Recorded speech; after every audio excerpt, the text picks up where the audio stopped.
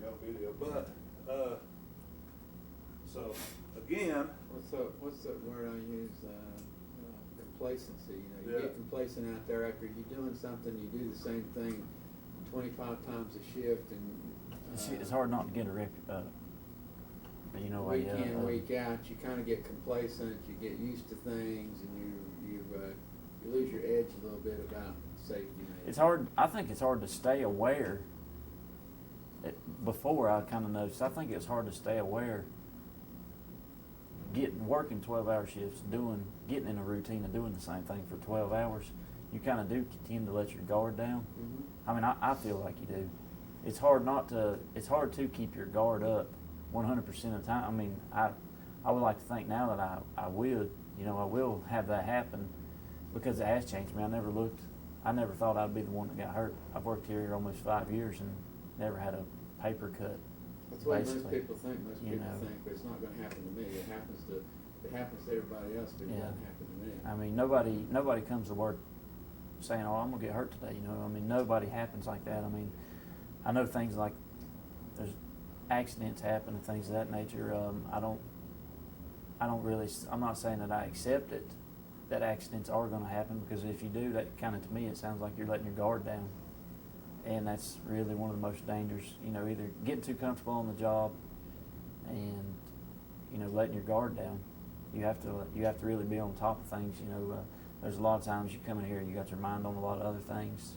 All that stuff needs to, you know, kind of stop at the door when you come in here, because it is a dangerous place to work.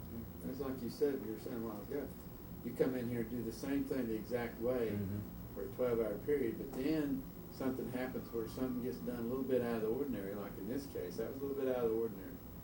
Then your comfort level is not going to be the same, because things aren't ordinary. You're Yeah. used to ordinary. Now something's out of the ordinary. if you will, another time, Chris, just tell Dennis, I guess you feel like you're going to court or something, or attorney's preparing you. Just tell Dennis, about the morning you came in. Tell him what time you got here, the whole thing. It was November 5th. It was on a Saturday, about 5:30 in the morning. We start work at 5 o'clock. Hang on before we start. Do I need to talk to you like you don't know what's going on? Yeah. Yeah. Okay. Yeah. Okay, I'm talking to you. I'm telling the story like he knows what I'm talking No, about. he don't know what's going on. He's somebody. I've never been over on the machine. Okay. All right. That's what I was kind of confused on a little bit. Okay. It was a Saturday, November the 5th. We just started working days. It was about 5:30 in the morning. First thing that morning, whenever I got to come to work, I had to go to the foreman's office to take care of some insurance papers that were due over the weekend. So I'd had my information. I had to go take to the foreman's office. It took about 5 minutes. During that time, the third hand and fourth hand lowered the first set of rolls down, and the sheet had broke. And when the sheet breaks, as you're lowering the set down, it'll fall back into the cradle, and basically you have to thread the winder back up. It takes a little bit of time. I mean, nobody wants to do it, and really, when you are threading the winder up, there's dangers in doing that. You know, there's nip points and slitters and things of that nature. So, really, the least amount you can stay away from that, the better off you are. But you don't want to do something stupid or dangerous, you know, to keep from having to do that. It's not that big a deal. But whenever we did the third hand lower the first set down, the third hand and the fourth hand, the sheet broke, and they'd done everything. And I don't know if the third hand was expecting the next set, the second set, which is the one I come back in on. As I walked in, the third hand started lowering it down, so I just kind of walked over there to start doing my job. And he was lowering the cradle down as I was standing there. I was standing right beside him.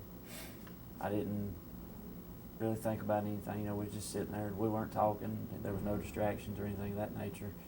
We was just basically standing there, and he lowered the cradle down. I got the tape. The sheet had broke just like the set before. So he lowered the cradle down a little lower than normal. A lot lower. It was about 3 or 4 inches off the ground. Normally it's about waist high, knee high, somewhere around in there. Just a good working position, I guess. This is where you stop at, depending on your height, but it's about 3 or 4 feet off the ground. like I said, this time, when the sheet had broke, I guess the third hand thinking from the previous set, he lowered the cradle all the way down, lower. The lower you lower the cradle, the less likely of the sheet falling back into the winder because the wind won't catch it, and it blows it back into the winder. There's just a natural draft out there. Like I said, the third hand lowered the cradle down, and I got the tape right there.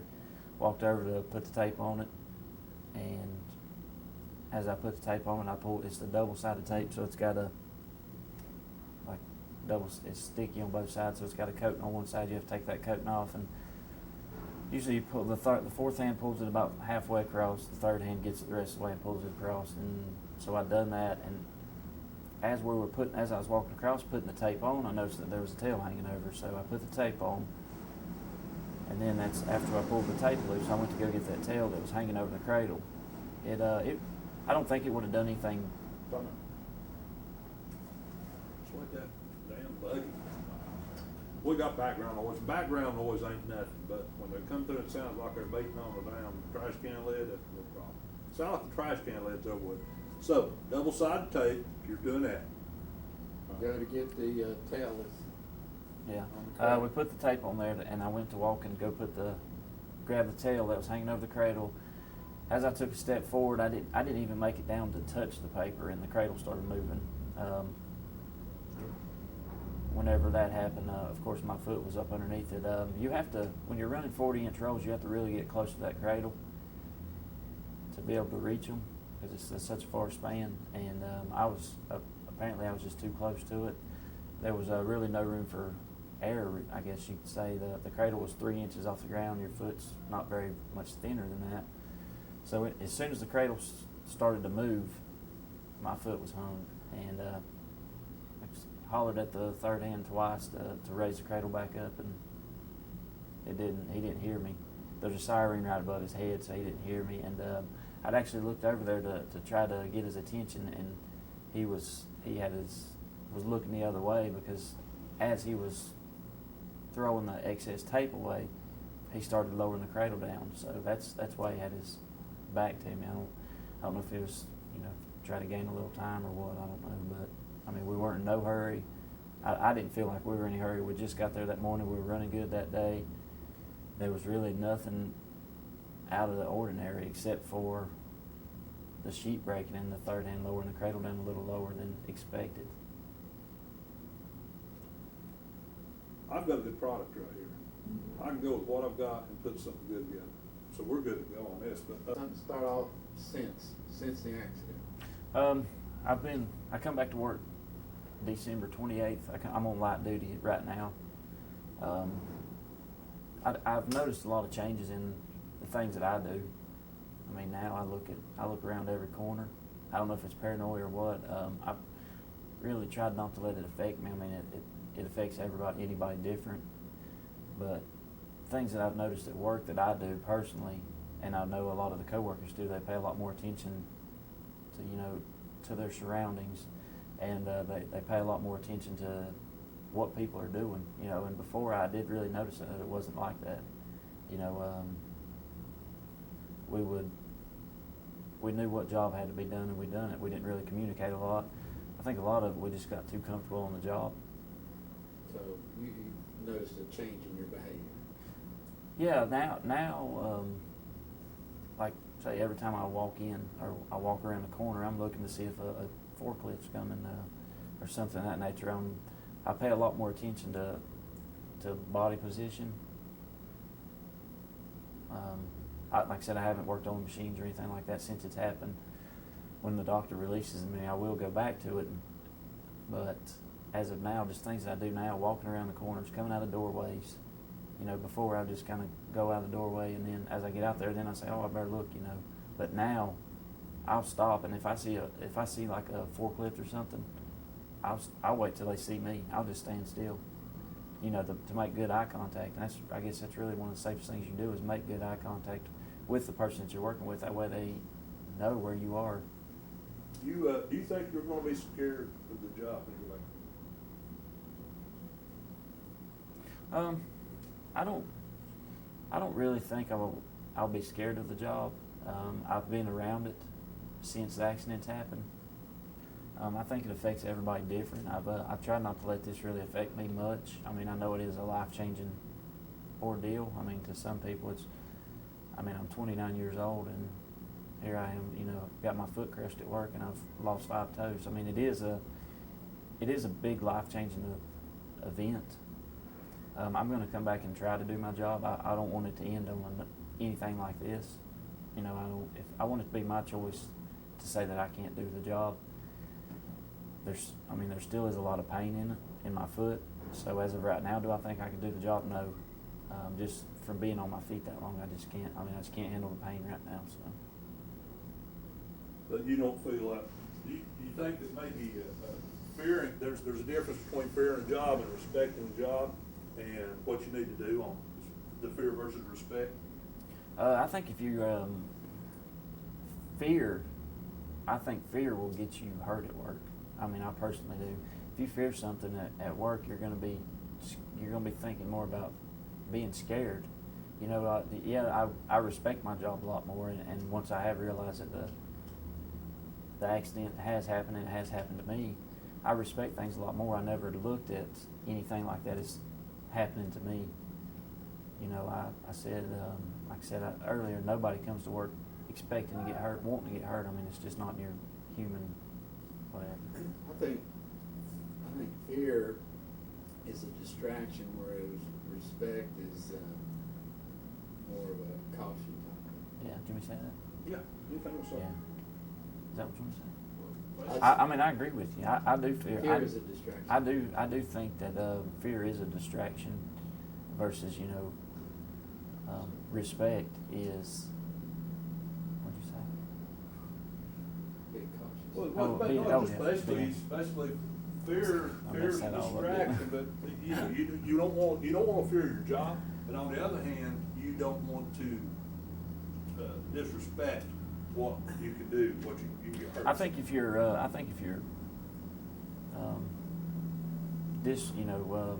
if you do have fear at your job, your mind is more on being scared, and it is a distraction versus the respecting your job. You know the dangers, and you know where your more dangerous places are, and you kind of tend to, just like now, when I'm around that cradle, where my foot got crushed, I really pay attention. And as to where before, I walked all the way around it and never even thought twice about it.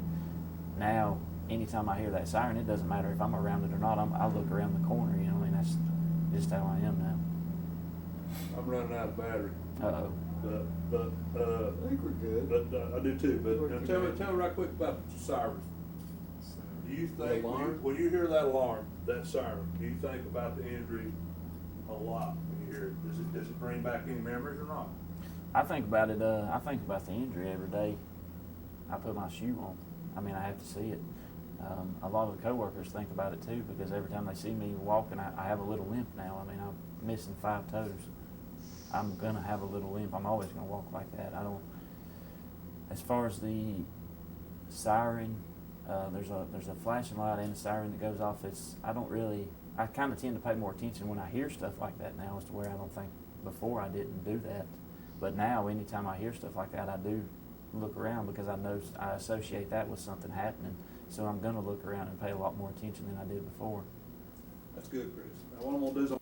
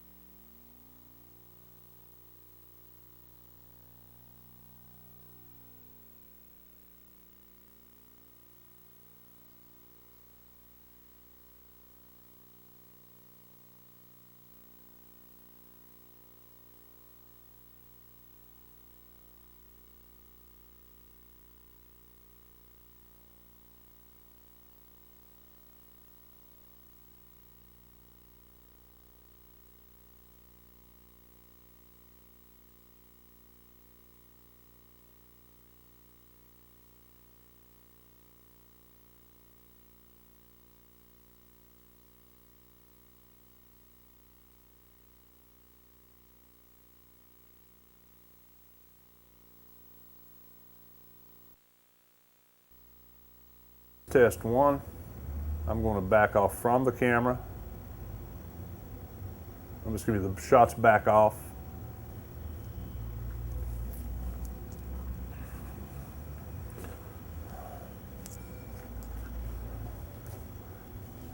Move this out, maybe I can see it.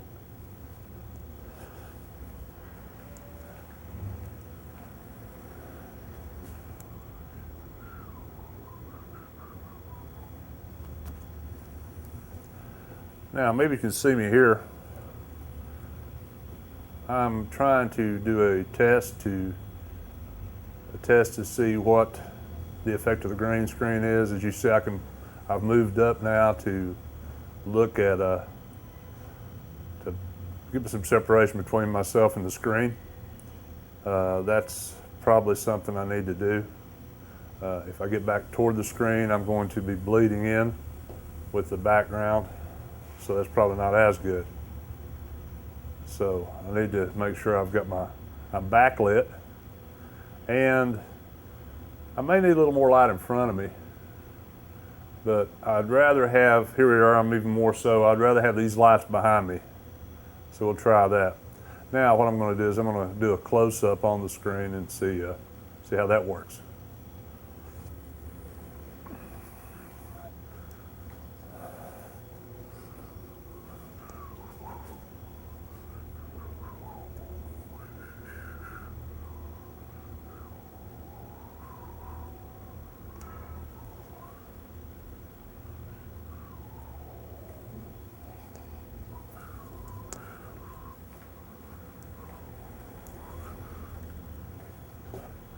Okay, now we have the entire green screen. Behind me, the lights are actually behind me. And I'm showing up a little bit here on the top. If I back up, I become more washed out, I guess, because I'm probably getting light from here and here, rather than moving up to where I probably need a little more front lighting, but at the same time, I'm not picking up the side lights on the front.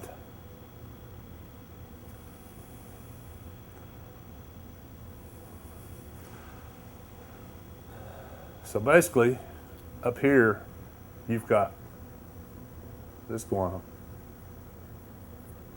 You got a hole in the ceiling right here. Right here, there's no hole in the ceiling right here. Not a hole in the ceiling, nope. Hole in the ceiling there, no hole here. Come on, come on, come on. No, I'm just trying to get this lighting set up. Wait for Chris to get up with me. He's supposed to get up with me later on, so hopefully we're going to do some stuff here. Okay.